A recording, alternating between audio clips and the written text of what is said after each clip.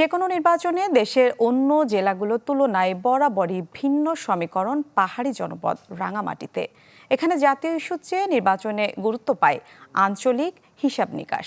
ত্রয়োদশ জাতীয় নির্বাচন সামনে রেখে এবারের চিত্র একই রকম। বড় রাজনৈতিক দলগুলো মাঠে নেমে পড়লেও চুপচাপ আঞ্চলিক সংগঠনগুলো। ফলে ভোটের গরম হাওয়া এখনও ছুঁতে পারেনি সব মানুষকে। জিয়াউল হকের রিপোর্ট।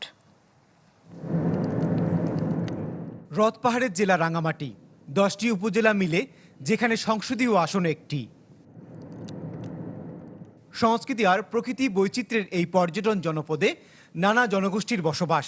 তাই এখানে ভোটের হিসেব নিকেশ আর মানুষের ভাবনাও দেশের অন্য জেলাগুলোর চেয়ে আলাদা।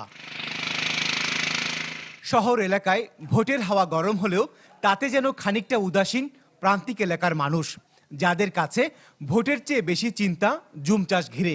সাথে যোগ হয়েছে অতীতের জনপ্রতিনিধিদের প্রতিশ্রুতি ভঙ্গের হতাশা। পানির ব্যবস্থার কারণে বর্ষা সিজনে চাষ হয়, যদি প্রতিশ্রুতি যদি পালন করতো তাহলে আমরা 3বার চাষ করতে পারতাম।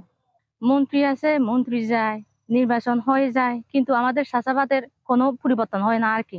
সরকার আছে, সরকার যায়, আবার যে ভাগ্য পরিবর্তন হয় নাই। যে নির্বাচন ঘিরে এখন পর্যন্ত প্রার্থী ঘোষণা করেছে 5টি রাজনৈতিক দল। তাদের প্রার্থীরা মাঠে নেমে পড়লেও ধোঁয়াশা আঞ্চলিক দলগুলো।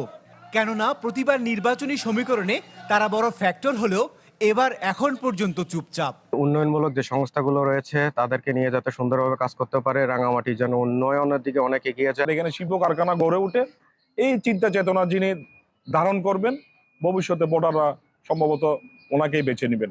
এই পাহাড়ি বাঙালিকে পক্ষ নিয়ে কাজ করতে পারে এমন একটা প্রার্থীর প্রয়োজন। আমরা আশা করতে চাই প্রশাসন সুন্দর সুষ্ঠু নিরাপদ নির্বাচনের জন্য তাদের সর্বোচ্চটুকু দিবে।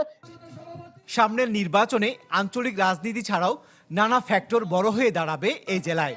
নাগরিক সমাজের মতে অন্যান্য বিষয়ের পাশাপাশি দুর্গম এলাকার নারীদের ভোটমুখী করাও অনেক বড় চ্যালেঞ্জ। যারা পিছিয়ে পড়া নারী অনেক দুর্গম এলাকায় থাকেন, যে বিভিন্ন কর্মব্যবস্থা পরিকল্পনা করবেন এবং বাস্তবায়ন করবেন তাদের সুবিধার্থে। এমনই ধরনের একজন আমরা রাজনীতিবিদ চাই।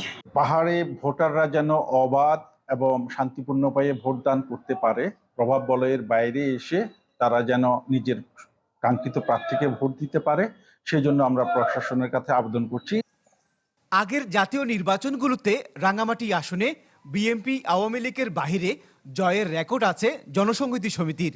এই আসনে এবার মোট ভোটার 5,01,952 জন। জিয়াউল হক, চ্যানেল 24, রাঙামাটি।